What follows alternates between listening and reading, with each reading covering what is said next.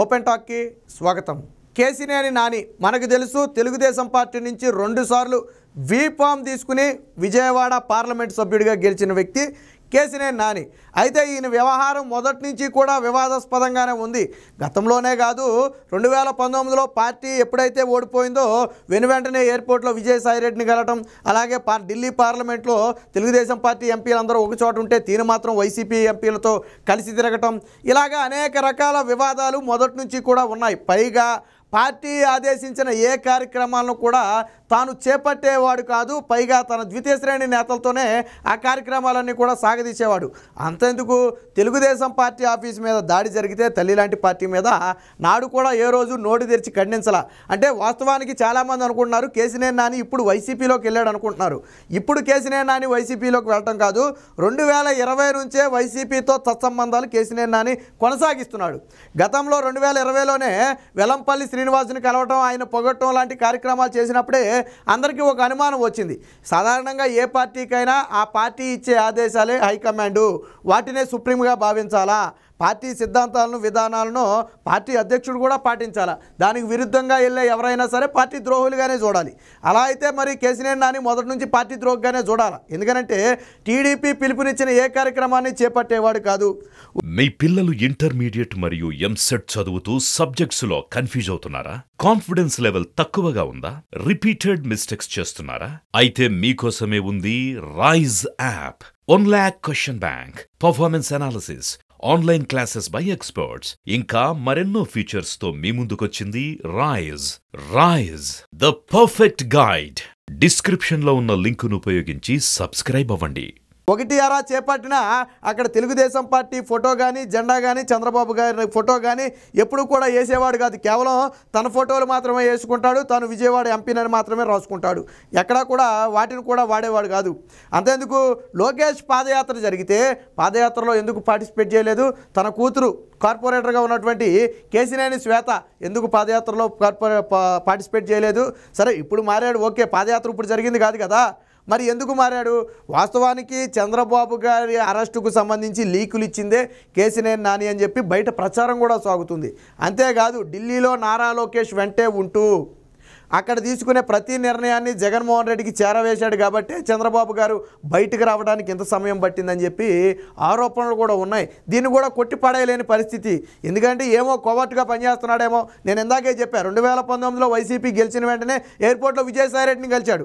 So అప్పటి నుంచి అనుమానాలు ఉన్నాయి. దానికి తగ్గట్టు పార్లమెంట్లో వ్యవహరించిన తీరు కూడా మన పార్టీ ఎంపీలంతా ఒక చోట ఉంటే, తెలుగుదేశం పార్టీ ఎంపీలంతా ఒక చోట ఉంటే కేసినేని నాని మాత్రం వారితో వ్యవహరించేవాడు.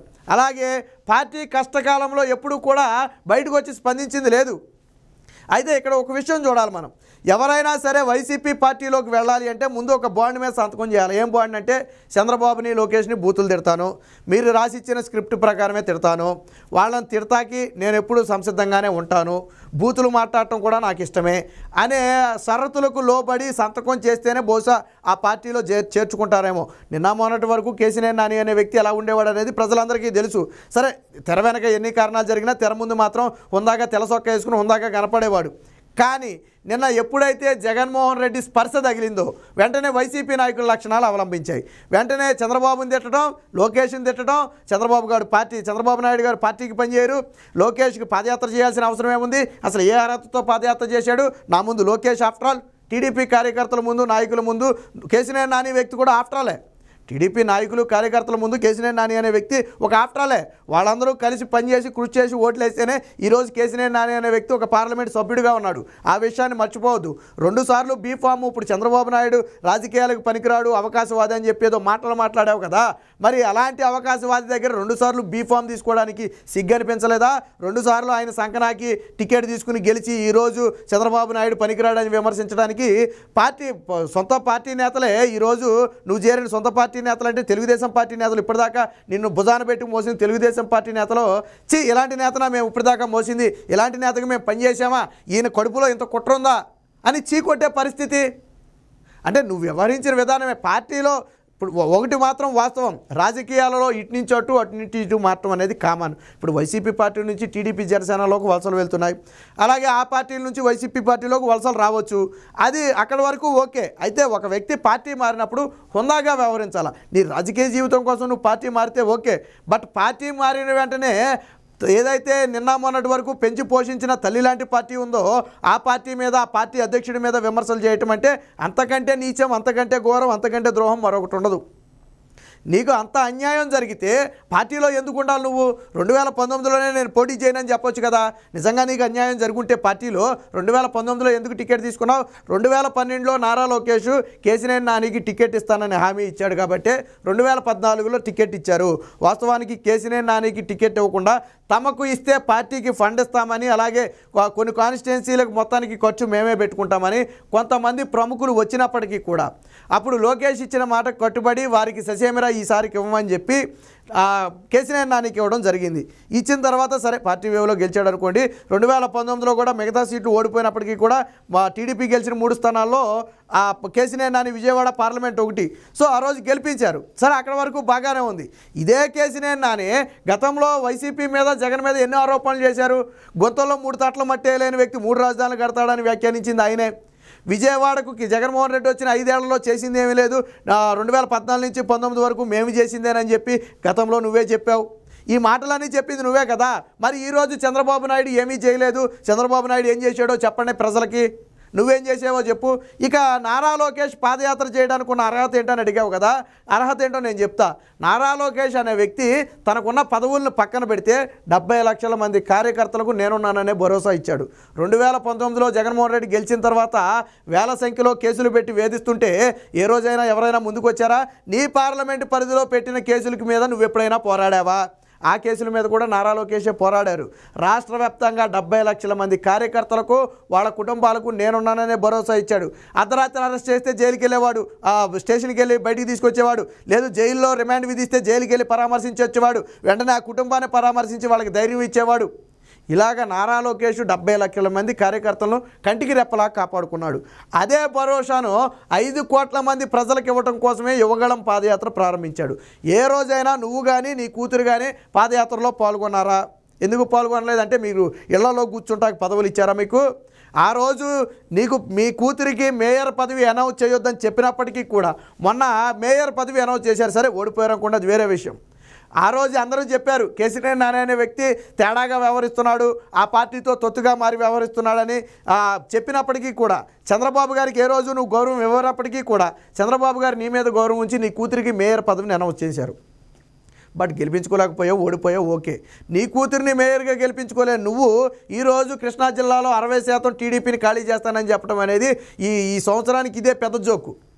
అరే నీ పార్లమెంట్ పరిధిలో 2 సార్లు నేను తోపుని తురిమిని ఆ పార్టీతో సంబంధం లేకుండా గెలిచానని చెప్పుకునే నువ్వు నీ కూతురికి మేయర్ పదవి అనౌన్స్ చేస్తే గెలిపించుకోలేకపోయావు. నువ్వు 60% టీడీపీని ఖాళీ చేస్తానని చెప్పి ప్రగల్భాలు పలకటం. ముందు కూతుర్ని గెలిపించలేనివి నువ్వు టీడీపీ పార్టీని ఖాళీ చేస్తావా? ఈరోజు కేసినేని నాని, కేసినేని శ్వేతతో పాటు 3వ వ్యక్తి ఎవరైనా పార్టీలోకి వెళ్ళారా? వైసీపీ పార్టీలోకి ఒక కార్యకర్తను, టీడీపీ కార్యకర్తను తీసుకెళ్ళగలిగావా? తీసుకెళ్ళలేకపోయావు కదా. అది నీ క్యాపబిలిటీ. అప్పటి వరకు నిన్ను చూసి కాదు పనిచేసింది, పార్టీని చూసి పనిచేశారు. కార్యకర్తలు అనేవాళ్ళు ఎప్పుడు పార్టీకి అనుకూలంగానే ఉంటారు. బట్ కేసినేని నాని లాంటి స్వార్థపరులు మాత్రమే రాజకీయ ప్రలోభాల కోసం దూకుతారు. వాస్తవానికి వ్యాపార లావాదేవీల్లో భాగంగా కేసినేని నాని దూకాడని చెప్పి ఒక టాకు నడుస్తుంది. అంతేందుకు చంద్రబాబు అరెస్టులో లీకులు ఇచ్చిందే కేసినేని నాని అని చెప్పి కూడా టాకు నడుస్తుంది. కాదు అనలేం, కొట్టేయలేం అనలేం. గతంలో గల్లా జయదేవ్ ఒక బుకే ఇచ్చి చంద్రబాబు గారికి ఇమ్మంటే ఢిల్లీలో నేనేమనని చెప్పి చేతో ఇసురు కొట్టిన వ్యక్తి కేసినేని నాని. ఇలాంటి వ్యక్తి ఆ పార్టీని గౌరవించేది.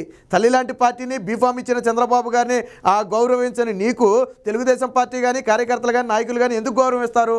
ఇక నీ బండారం బయటపడింది కాబట్టి, ఎలాగా టికెట్ ఇవ్వనన్నారు కాబట్టి ఈరోజు నువ్వు పార్టీ మారావు. ఇది కూడా నువ్వు స్వార్థం కోసం మారిందే కదా. కాకపోతే తెలుగుదేశం పార్టీలో ఉన్ననాళ్ళు విధేయతగా ఉందాగా ఉన్న నువ్వు ఈరోజు మళ్ళీ తెలుగుదేశం పార్టీ మీదను, నారా లోకేష్ మీద బూతులు మాట్లాడి ఆ పార్టీ నేతలను విమర్శించే స్థాయికి ఎదిగావు. అయితే కేసినేని నానికి నేను ఇక్కడ 2 వ్యక్తుల గురించి చెప్తాను. ఒక వ్యక్తి పార్టీ మారినప్పటికీ హుందాగా వ్యవహరించి ఈరోజు తెలంగాణ ముఖ్యమంత్రి అయ్యే స్థాయికి ఎదిగాడు. ఆయనే రేవంత్ రెడ్డి. మరొక వ్యక్తి రాష్ట్రంలో బూతుల మంత్రిగా పేరు తెచ్చుకున్నాడు కొడాలి నాని. వీరిద్దరూ కూడా తెలుగుదేశం పార్టీ నుంచి బయటికి వెళ్ళిన వాళ్ళే. కానీ ఒకరు తెలుగుదేశం పార్టీ నా పుట్టినిల్లు అని చెప్పి ఏ రోజు కూడా ఈ రోజు వరకు విమర్శలు చేయలే. ఎందుకంటే ఆ పార్టీ నాకు రాజకీయ జీవితాన్ని ఇచ్చింది తప్ప ఏ రోజు నష్టం చేయలే అని హుందాగా వ్యవహరించిన వ్యక్తి ఈరోజు తెలంగాణ రాష్ట్రంలో కోట్లాది మంది ప్రజలు ఆదరించే నాయకుడిగా ఎదిగి ముఖ్యమంత్రి స్థానానికి ఎదిగాడు. మరొక వ్యక్తి కొడాలి నాని, తల్లిపాలు దాగి రొమ్ము గుద్దిన కొడాలి నాని పార్టీని మారి నీలాగానే as it is Kodali Nani, మరొక కొడాలి నాని చూసినట్టే ఉంది కేసినేని నాని అంటే. యాజ్ ఇట్ ఈజ్గా నీలాగానే విమర్శలు చేయటం, బూతులు తిట్టడం మొదలుపెట్టారు. ఆయనకేం పేరు వచ్చిందో నీకు అదే పేరు వస్తుంది. కాకపోతే ఒక 4 రోజులు తేడా అంతే. కొడాలి నానికి ఏ పేరు అయితే బూతుల మంత్రి అని పేరు వచ్చిందో రేపు నీకు అదే వస్తుంది. నువ్వు ఈరోజు విమర్శలు చేసేటప్పుడు 2 సార్లు బీఫామ్ ఎందుకు తీసుకున్నావు? నువ్వు ఒకసారి ఆత్మపరిశీలన చేసుకో. రేపు పొద్దున అడుగుతారు, నువ్వు అంటున్నావు కదా పార్టీ నాకేం చేయలేదు, పార్టీలో నాకు ఒరిగింది ఏంటి అని నువ్వు మాట్లాడుతున్నావు కదా. పార్టీలో నీకు ఒరగడం కాదు, పార్టీ టికెట్ ఇచ్చింది కాబట్టి నువ్వు ఎంపీ అయ్యావు. లేకపోతే వార్డు మెంబర్గా గెలవగలదువా, ఒక సర్పంచ్గా గెలవగలదువా? పోనీ ఆ ధైర్యం నీకుంటే నువ్వు ఈరోజు వైసీపీలో ఎందుకు చేరాలా? ఇండిపెండెంట్గా పోటీ చేయొచ్చుగా. రతన్ టాటా స్థాయిని నాదని చెప్పుకుంటావు. ఆయన ఒక స్వచ్ఛమైన నీతి నిజాయితీ పరుడు. కానీ నువ్వు ఒక 43,000 కోట్లు దోచుకుని 16 నెలలు జైల్లో చెప్పుకుంటూ తినొచ్చిన జగన్మోహన్ రెడ్డి పక్కన చేరావు. మరి ఈరోజు నిజాయితీ పరుడిని నువ్వేలా చెప్పుకుంటావు? అనేక సందర్భాల్లో జగన్మోహన్ రెడ్డి అవినీతి గురించి నువ్వే మాట్లాడావు. మరి అవన్నీ మర్చిపోతే ఎలాగా? పార్టీ మారినప్పుడు హుందాగా ఉండాలి. నీకు రాజకీయ ప్రయోజనాల కోసం నువ్వు మారితే మారు. అసలు ఏ రోజుకి పార్టీకి ఒబీడియంట్గా లేవు. ఒక పార్టీ కార్యక్రమానికి పిలుపునిస్తే రావు, లోకేష్ పాదయాత్ర చేస్తే రావు, పార్టీ ఆఫీస్ మీద దాడి చేస్తే ఖండించవు, చంద్రబాబు అరెస్ట్ అయితే ఖండించవు. మరి ఇంకెందుకు నేను నా నాయకుడిగా ఉండి పార్టీ ఇచ్చిన ఏ కార్యక్రమాన్ని నిర్వహించను? నువ్వు పార్టీలో ఉంటే అంతా పోతే అంట. చంద్రబాబు గారి మీద దాడి జరిగితే ఖండించను, నువ్వు ఉంటే అంతా పార్టీ నుంచి పోతే అంత. తెలుగుదేశం పార్టీ ఆఫీస్ మీద దాడి జరిగితే ఖండించను, నువ్వు ఉంటే అంతా పోతే అంత. తెలుగుదేశం పార్టీ పిలుపునిచ్చిన కార్యక్రమాలు చేపట్టను, నువ్వు పార్టీలో ఉంటే అంతా బయటకు పోతే అంత. ఈరోజు తెలుగుదేశం పార్టీ నేతలు కార్యకర్తలు అదే అనుకుంటున్నారు. సర్లే మొత్తానికి దరిద్రం అయితే వదిలిందని మాట్లాడుకునే పరిస్థితి. కాకపోతే వైసీపీలోకి వెళ్ళగానే వైసీపీ లక్షణాలు అవలంబించాయి. అందుకని ఈరోజు లోకేష్ని చంద్రబాబుని విమర్శిస్తున్నారు. ఒకటి గుర్తుపెట్టుకో, ఆ రోజు 2012లో నీకు టికెట్ ఇస్తానని హామీ ఇచ్చింది నారా లోకేష్. 2014లో నారా లోకేష్ ఇచ్చిన హామీ ప్రకారమే నీకు టికెట్ వచ్చింది. లేకపోతే నీకంటే బడాబాబులు, నీకంటే పేరున్నవాళ్ళు, నీకంటే డబ్బున్నవాళ్ళు 2014లో ఆ టికెట్ కోసం చాలామంది వచ్చారు. అయినప్పటికీ కూడా ఎవరికి ఇవ్వాల, మాటకి కట్టుబడి నీకు టికెట్ ఇస్తే ఈరోజు 2 సార్లు గెలిచేటప్పటికి నీకు కొమ్ములు వచ్చాయి. సో కాబట్టి సరే, నీ రాజకీయ జీవితం ఎలా ఉండబోతుంది అనేది ప్రజలందరికీ కూడా అర్థమైపోయింది. వైసీపీ పార్టీ నుంచి అందరూ పారిపోతున్న క్షణంలో నువ్వు ఆ పార్టీలో చేరావు. సరే, మునిగిపోయే నావలో చేరావో లేదా ఆ నావని నువ్వే వెళ్ళి ముంచేస్తావనే తర్వాత సంగతి. కానీ ఏది ఏమైనా కేసినేని నాని పార్టీ నుంచి బయటికి వెళ్ళిపోవటం ఇప్పుడు టీడీపీ కార్యకర్తలు, నాయకులు కూడా ఆనందం వ్యక్తం చేస్తున్నాం. కడుపులో ఎంత కక్ష పెట్టుకుని ఎంత ఇది పెట్టుకున్న ఒక నేతకు మనం ఊడిగం చేసామా ఇన్ని రోజులు? చచ్చా, ఎలాంటి నేతన మనం గెలిపించిందని చెప్పి ముక్కున వేలేసుకునే పరిస్థితి. కాకపోతే ఒకటి గుర్తుపెట్టుకో కేసినేని నాని, నువ్వు ఎన్ని విమర్శలు చేసినా గతంలో అదే పార్టీ సంకనాకి బీఫామ్ తీసుకుని గెలిచామన్న సంగతి మాత్రం మర్చిపోకు. రాజకీయాల్లో ఎప్పుడు ఆత్మహత్యలే తప్ప హత్యలు ఉండవనే సిద్ధాంతం ఖచ్చితంగా నీకు సరిపోతుంది. ఏదో ఒకరోజు ఖచ్చితంగా వైసీపీ పార్టీలో చేరినందుకు నువ్వు నీ కూతురు ఇద్దరు పశ్చాత్తాపడే పరిస్థితి అయితే ఖచ్చితంగా రాబోతుంది.